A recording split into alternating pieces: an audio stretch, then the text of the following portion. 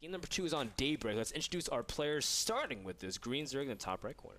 It is Evil Genius's IdrA. And we, as you said, are on Daybreak. In the bottom left-hand corner, however, we have Dignitas Select, who is currently up 1-0 in this series.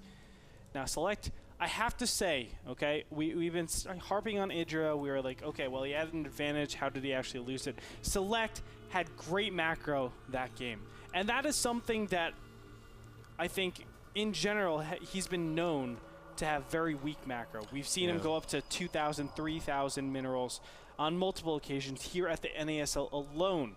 I've actually been very critical about him recently, but last game, my God, that had to be one of the... It was a new Select. Yeah. Because Select is so used to doing those kind of high aggression styles, some Jaganzi, MMA, and just being everywhere on the map, trying to be hyper aggressive, which works out for some players. But in that case, Select was playing more like comprehensive, like MVP style, just like play very, you know, I see where your army's trying to go, I see where the point of contention is, I'm going to snipe expansion, fall back, and play defense, and just generally have a stronger integrity in your army. And Select playing very well. We'll see what he can do on Daybreak. Now, Daybreak, IdrA loves this map compared to at least the other maps in the map, but we had a pretty hefty map discussion with Greg when he was here for the Sunday Showdown. And I guess what's so great about Daybreak is that different styles are very prevalent. Like, a lot of things can happen, whether if you're a Zerg player, you can go Mutas, you can go Infestors. We've seen everything, basically. And you know, IdrA's always said that he likes this, well, he tends to play towards the Infestor style, but it was a pretty big showcase as Infestor control was not on point last game. Yeah. One thing I want to note, which is great that you actually brought that up, is the fact that the Infestors were all grouped together in a huge ball. And normally when you go Infestor style, you actually split them up for the beginning because you're worried about different drops and you don't want to be out of position for pushes. Keep in mind, with Infestors, you need to actually suffocate them. You don't want them to have space, just like Mutas. It's a different way of thinking about it, but you don't want them to have all that space to do whatever they want. Because as soon as you do that, you miss critical fungal times when you could have not been taking damage, right? I'm approaching you, fungal.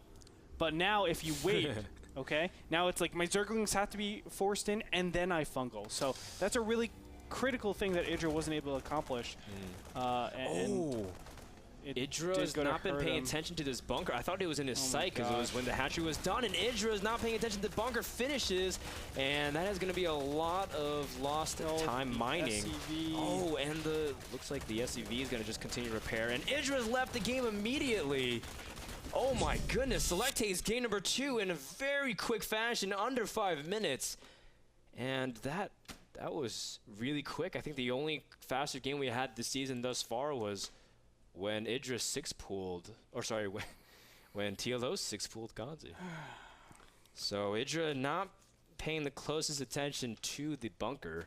It was in the sight, just outside the sight range of the hatchery, and I can't believe it. Wow, he had the Overlord there too, just passing it by, and in his Fog of War, he saw a quick glimpse of it. Very, very peculiar. But I guess that's the nature of it. IdrA, as a result, was not able to get it up. Select picks up a very quick win, number 2, and the series 2-0 in favor of Select. Let's go ahead and thank our sponsors for that game. I don't really have anything. Guys, thank you so much to Twitch.tv for providing the stream, as well as the chat and everything related to getting our stream on board. Thanks, Twitch, for everything.